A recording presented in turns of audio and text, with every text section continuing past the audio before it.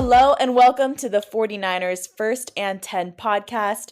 10 minutes of the most up-to-date 49ers news first thing in the morning. I'm your host, Brianna McDonald, and I'm joined by 49ers team reporter, Lindsay Polares. The 49ers took their first loss of the season, falling to the Cleveland Browns on Sunday by a score of 19-17. A very scrappy and back-to-forth game, with it being the first time this season that the 49ers fall. Lindsay, how did the team react to the loss? Obviously, any loss is disheartening. And I think that when it comes after 5 consecutive wins, we heard several of the players say it hurts a little bit more because something you're not used to seeing this season. And also, if you take into account the end of that 2022 regular season, this team has been hot for a very long time. So, aside from that NFC Championship game loss, this is kind of relatively new feeling for this group of players. But one key takeaway from all of the post-game interviews that I was a part of is that this team has 100% taken complete group ownership of the loss. There was no pointing of fingers from anybody. And one of the takeaways from a lot of the players was that, this was a good learning lesson. And a lot of them went as far as to say that they just didn't deserve to win in week 6, and that this is something that they're going to build on moving forward. So obviously no one wants a loss. That's never the goal. But now it's about taking the tape from this game and improving on it moving forward. Yeah, linebacker Fred Warner, in his post-game press conference, he talked about that game being a game where the team was battle tested. So for the 49ers, what does it mean to be battle tested, and how could it help the team improve moving forward? Yeah, I think this is the first game of the 2023 season where we didn't see the San Francisco 49ers high-powered offense play to its full potential, and where the defense that has been one of the top ranked in the NFL, they made big plays and there were big moments for sure, but there were also some missed tackles, and as a whole, there was quite a bit of penalties from both sides, actually. I think it was 25 total penalties um, between both teams. The 49ers had 12 for a total of 105 yards. There was just a little bit of everything that didn't go right in this game, and it amounted to a loss for the 49ers. So definitely something, again, to review the game tape, and there's going to be quite a bit of things to look at. Injuries were also a big part of this game. What did the post-game injury report look like? Yeah, so the 49ers have been very lucky up to this point in the season. Yes, there's been some nicks and bruises, but this is the first game also where there has been kind of a laundry list of injuries coming out of it. We'll start on the offensive side of the ball. Christian McCaffrey, who has just been so tremendous and breaking records and continued his touchdown streak yesterday to 15 straight games with one or more touchdowns. He actually left the game with an oblique/rib injury, and that was in the third quarter. He re-entered the game before being ruled out, and all of these players will have further evaluation today. And then we had Deebo Samuel, who, again, is just a huge playmaker for that high-powered 49ers offense. He suffered a shoulder injury. He was initially labeled as questionable, but then went to the locker room and never came back, so he didn't re-enter the game. Also, offensive lineman, all-pro left tackle Trent Williams got rolled up on, and he suffered an ankle injury. He was able to re-enter the game after getting it taped up, but that is something that he is going to be dealing with moving forward this week, and he spoke briefly about it, and he said it didn't feel good. So more to come on that. And then we had safety George Odom also suffer a thigh injury in that second half. Coming into this game, quarterback Brock Purdy was praised for how accurate he's been over the past 5 weeks. And unfortunately, on Sunday, it just wasn't the same performance we've seen from him, only completing 12 of 27 passing attempts.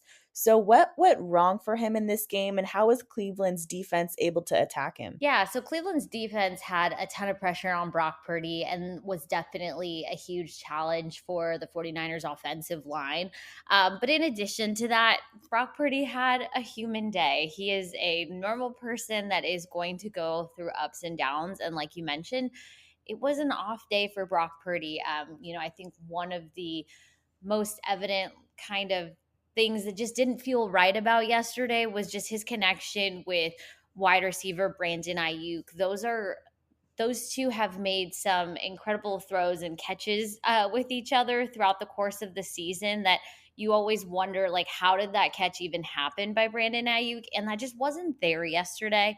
The offense actually ended up looking the best in that final 2 minutes of the game where the 49ers really made, one last attempt to see if they could come away with the win in that final drive. But aside from the opening drive where Christian McCaffrey scored his touchdown, it just felt a little off. It wasn't the normal, quick drive down the field. And again, it was an off day. And also, Cleveland owns the NFL's best defense. They had the best passing defense entering this game.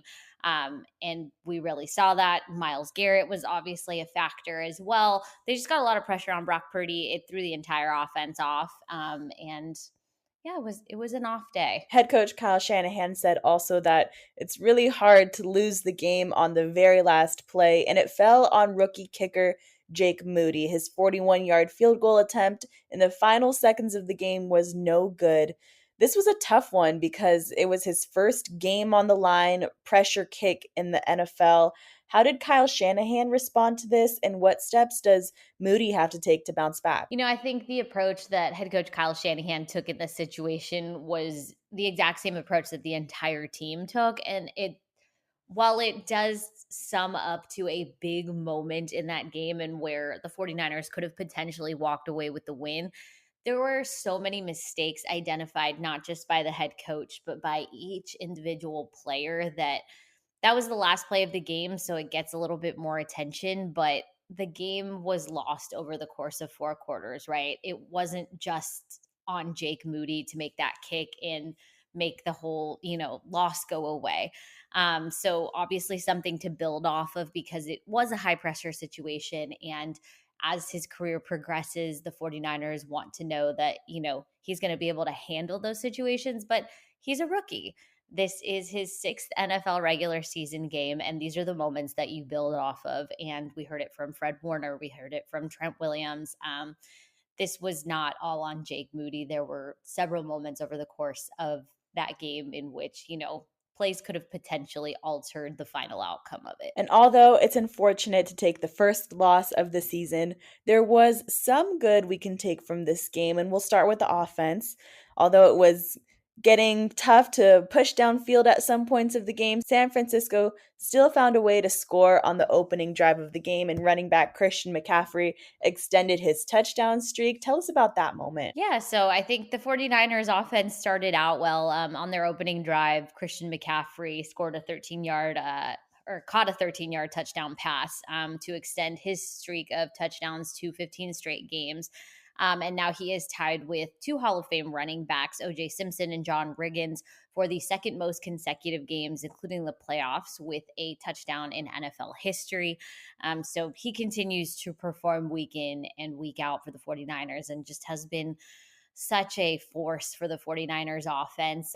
Truly, the offense runs through CMC and he's established the run game for them. So a highlight definitely to take away from week 6. Christian unfortunately had to leave the game with an oblique injury late in the contest, but running back Jordan J.P. Mason stepped in. How did he fare against the Browns? Yeah, we are just continuing to see this maturing of Jordan Mason. He's an incredible downhill runner, and now he has touchdowns, I believe, in 2 straight games, and really came in clutch on the one play drive right after the Diamador Lenore interception late in that 4th quarter that gave the 49ers a chance to still come away with a win. So just continuing to see more good things from him. Another bright moment from the 49ers offense on Sunday that I enjoyed was watching wide receiver Brandon Ayuk hurdle a Browns defender to pick up 33 yards. That was beautiful. Anyways, on defense, they were fighting to give the team a chance, and we also saw some big plays from them. And linebacker Fred Warner has now secured a pick in back-to-back games. Tell us about his performance. Yeah, Fred Warner, again, one of the best to ever play at his position is, I think, the takeaway from pretty much most of the team, if you ask them. And like you mentioned, he has picks in back to back games. This last week, headed into this game, Fred Warner was named the NFC Defensive Player of the Week. And again, just came up with another big play in a game where the 49ers absolutely needed it. And also, because of his 7 tackles in this game, Warner has now overtaken linebacker Navarro Bowman for the 4th most tackles in franchise history. So another accolade that another 49ers player is coming away with. Wow, what a moment. And also securing an interception was cornerback Diamador Lenore in the fourth quarter, and that play jumped out as the momentum shifting play of the game for the 49ers.